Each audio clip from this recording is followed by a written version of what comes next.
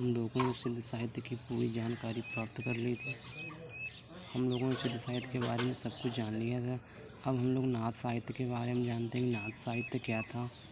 जो जो नाथ साहित्य के प्रवर्तक थे वो थे गोरखनाथ, और गोरखनाथ के जो गुरु थे वो थे मच्छिंद्र नाथ।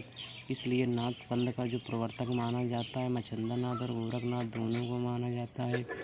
जो नाथ साहित्य की समय सीमा है, नाथ साहित्य की समय सीमा 12वीं शताब्दी से 14वीं शताब्दी तक है। भगवान शिव के उपासकों द्वारा जो साहित्य रचा गया उसे नाथ साहित्य के नाम से जाना जाता है। राहुल शंकरत्यायन ने नाथ पंथ को सिद्धों की परंपरा का ही विकसित रूप माना है। जो हमारे राहुल शंकरत्यायन हैं इन्होंने नाथ पंथ को सिद्धों की परंपरा का विकसित रूप माना है। डॉक्टर राम कुमार वर्मा ने नाथों के चरमोत्कर्ष का काल 12वीं से 14वीं शताब्दी माना है। जो नाथ आए थे नाथ का जो उत्कर्ष हुआ था 12वीं से 14वीं शताब्दी के बीच हुआ था। ये हमारे डॉक्टर राम कुमार वर्मा का मानना है। नाथ पंथ का विकसित रूप ही भक्ति काल की संत काव्य धारा में देखने को मिलता है। नाथ काव्य का विकसित रूप ही भक्ति काल की संत काव्य धारा में देखने को मिलता है। आचार्य हजारी प्रसाद द्विवेदी ने नाथ पंथ संप्रदाय को सिद्ध मत, सिद्ध मार्ग, योग संप्रदाय, अवधूत संप्रदाय के नाम से बताया है। आचार्य हजारी प्रसाद द्विवेदी, डॉक्टर राम कुमार वर्मा, राहुल शंकरत्यायन ने नाथों की संख्या 9 मानी है, लेकिन हजारी प्रसाद द्विवेदी और राम कुमार वर्मा से लोग सहमत हैं और राहुल शंकरत्यायन से लोग सहमत नहीं हैं। जो राहुल शंकरत्यायन ने जो नाथों की संख्या 9 मानी है उनमें से इन्होंने कुछ ऐसे कवियों को मान दिया है जिसका कभी भी किसी भी ग्रंथ में कोई उल्लेख ही नहीं मिलता है। जो हजारी प्रसाद द्विवेदी और राम कुमार वर्मा ने नाथों की संख्या मानी है वो इस प्रकार है। यही प्रमाणिक है भैया, यही लिखना। और जो है पहले हैं हमारे भगवान शंकर, दूसरे हैं मच्छिंद्र नाथ, तीसरे हैं गोरखनाथ, चौथे हैं चरपट नाथ और 5वें हैं गाहिणी नाथ, 6वें ज्वालेंद्र नाथ, 7वें हैं चौरंगी नाथ, 8वें हैं भर्तृहरि नाथ और 9वें हैं गोपीनाथ। और नाथ साहित्य के बारे में हम लोग कुछ महत्वपूर्ण कथन जान लें। सिद्धों की वाम मार्गी भोग प्रधान साधना प्रणाली की प्रक्रिया आदिकाल में नागपंथियों के हठ योग साधना से प्रारंभ हुई थी। जो सिद्धों की जो वाम मार्गी भोग प्रधान साधना प्रणाली थी की प्रक्रिया जो थी ना आदिकाल में नाथपंथियों की हठ योग साधना प्रणाली से आरंभ हुई थी भैया, ऐसा डॉक्टर नगेंद्र का मानना है। नाथ पंथ सिद्धों की परंपरा का विकसित रूप है, ऐसा राहुल शंकरत्यायन का मानना है। नाथों की भाषा फक्कड़ी थी, वे साफ सुथरी बात करते थे, ऐसा चतुर्सेन शास्त्री का मानना है। संपूर्ण संत काव्य नाथ साहित्य पर आधारित है भैया, ऐसा राम कुमार वर्मा का मानना है। और नाथ संप्रदाय सिद्ध संप्रदाय का ही विकसित रूप है, हमारा राहुल शंकरत्यायन का मानना है। और हमारे नाथ साहित्य की जो विशेषताएं थी वो इस प्रकार हैं। नारी की निंदा सबसे अधिक नाथ साहित्य में मिलती है। नारी की निंदा की बात किया तो सबसे अधिक नाथ साहित्य में देखने को मिलती है। कबीरदास ने इस बात पर बल भी दिया है। कबीरदास जी ने कहा, जा नारी की झाई परत अंधा होत भुजंग। कबीरदास ने कहा, जा नारी की झाई परत अंधा होत भुजंग, कबीरा तिन की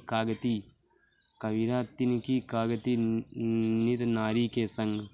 समझ गए? इसका दो अर्थ सुना, अर्थ तो आप लोग समझ गए होंगे ना। शब्दों पर आधारित अर्थ है। जा नारी की झाई परत अंधा होत भुजंग, जिस व्यक्ति पर नारी की परछाई पड़ जाती है, जिस नारी की परछाई जिस पर पड़ जाती है अंधा होत भुजंग, तो सर्व भी अंधा हो जाता है। कबीरा तिन की कागती, कबीरदास जी कहते हैं कि जो ये नारी का संग है ये हमेशा बना रहता है। और दूसरा, ज्ञान व निष्ठा को विशेष महत्व दिया गया। नाथ साहित्य में मनोविकारों की निंदा हुई और गुरु को सबसे ऊंचा स्थान दिया गया। हठ योग साधना पर विशेष बल दिया गया। गृहस्थी के प्रति अनादर भाव इस साहित्य में देखने को मिलता है। जो नाथ साहित्य के जो प्रमुख रचनाकार थे वो गोरखनाथ थे। गोरखनाथ का जो जन्म है वो प्रयागराज में हुआ था, लेकिन जो हमारे राहुल शंकरत्यायन है, राहुल शंकरत्यायन के अनुसार राहुल शंकरत्यायन ने इनका जन्म स्थान कुछ और ही माना है। राहुल शंकरत्यायन के अनुसार इनका जो जन्म है वो पंजाब में हुआ था। कुछ लोग कहते हैं कि इनका जन्म प्रयागराज में हुआ था, लेकिन जो राहुल शंकरत्यायन ने माना है वो उनका जन्म पंजाब माना है, जो कि अप्रमाणिक है। अब जो गोरखनाथ की समय सीमा देख लें राहुल शंकरत्यायन ने बताया है कि इनका समय सीमा 845 ईस्वी है। हजारी प्रसाद द्विवेदी ने इनकी समय सीमा 9वीं शताब्दी बताई है। पीताम्बर दत्त बड़थवाल ने इनकी समय सीमा 11वीं शताब्दी बताई है। डॉक्टर रामकुमार वर्मा और रामचंद्र शुक्ल ने इनकी समय सीमा 13वीं शताब्दी मानी है, जो कि 13वीं शताब्दी ही प्रमाणिक है। रामकुमार वर्मा और रामचंद्र शुक्ल का मानना प्रमाणिक है। जो इनकी रचनाएं हैं, डॉक्टर नगेंद्र ने गोरखनाथ की रचनाओं की संख्या 40 मानी है, जो कि अप्रमाणिक है। पीताम्बर दत्त बड़थवाल ने इनकी रचनाओं की संख्या 14 मानी है, जो कि प्रमाणिक है। अब हम जान लें कि इनकी 14 रचनाएं कौन सी हैं।